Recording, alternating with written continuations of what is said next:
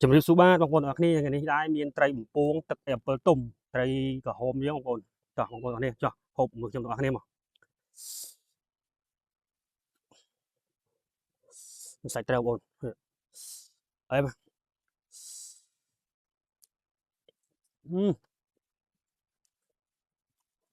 ជាតិហ្មង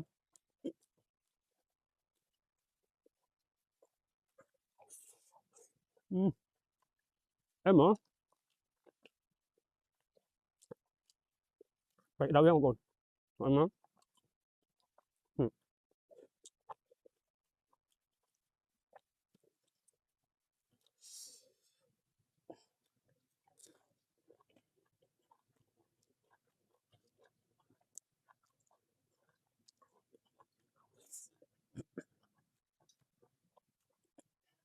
អូនេះសាឡាត់វាសាច់ត្រីយើងមក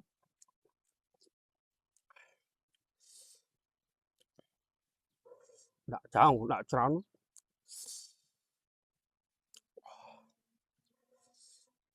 យកទឹកត្រីយកមកជងបង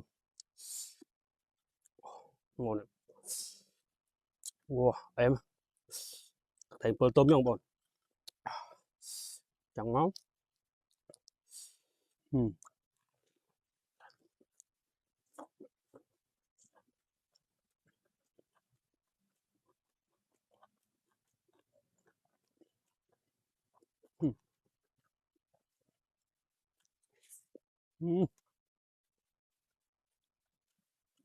ហើយបងប្អូនខ្ញុំទឹមហ្នឹងបងលឹកទឹម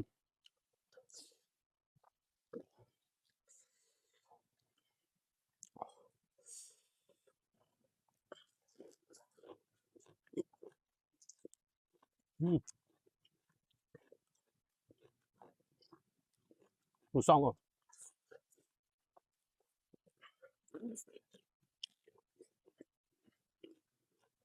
សក់ស្រូវយ៉ាងបង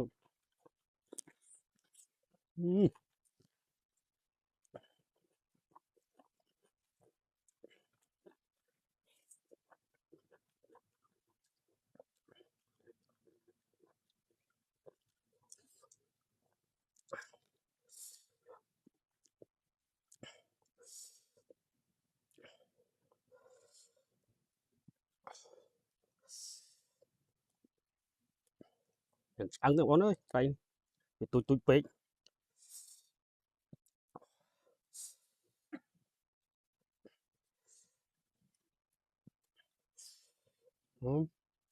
តែយ៉ាងបងអូអូអែម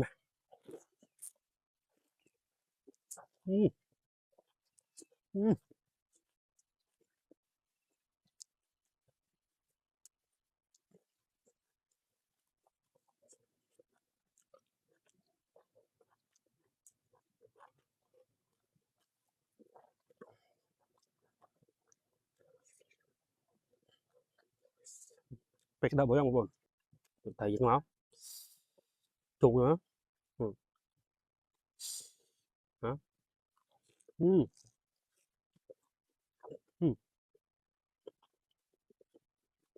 បាយបងប្អូន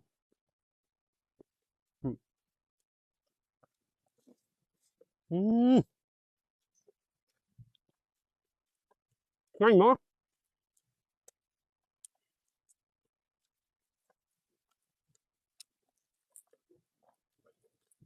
បងលឹកទឹម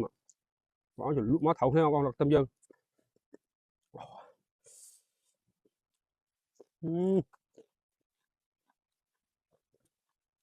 ្ងាញ់មកទៀត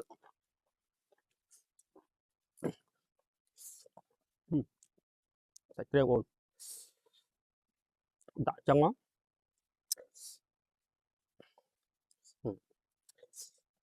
ទឹកត្រីយើងមកត្រីពលទុំយើងលក់ឲ្យជុកហើយលេមតេះយើងមកដល់ជាតិបងប្អូន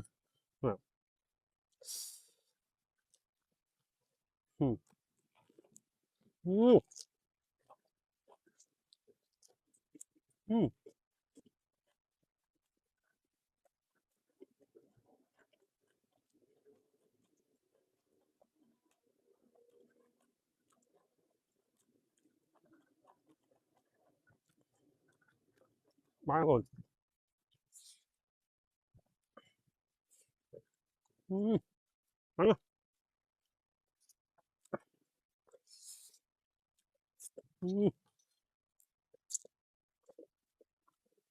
Phải đậu vô máu. Chết. Rồi thấy không? Đã trôi trong đó.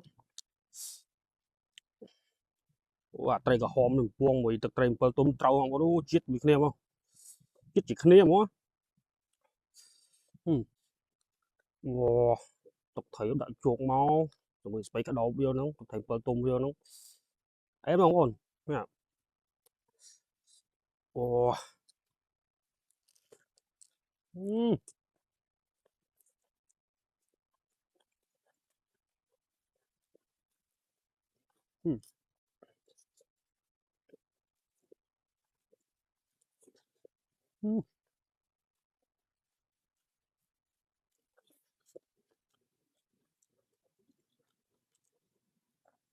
ôi chọc lụa lụa trôi không tại nhưng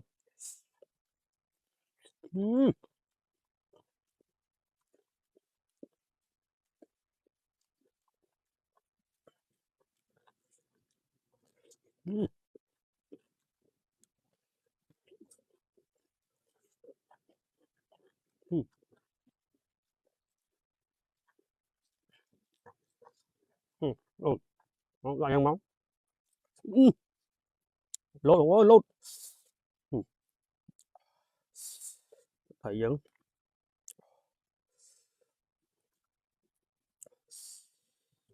wow không buồn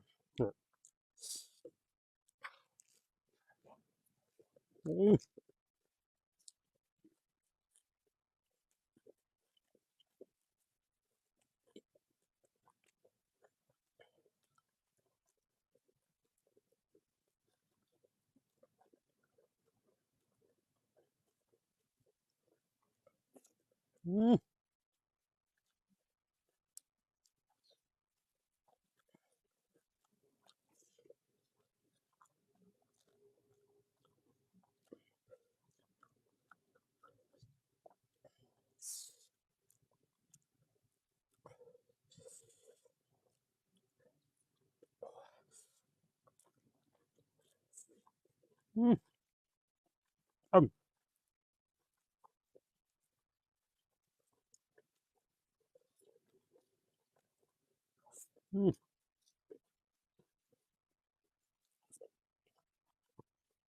em xem nó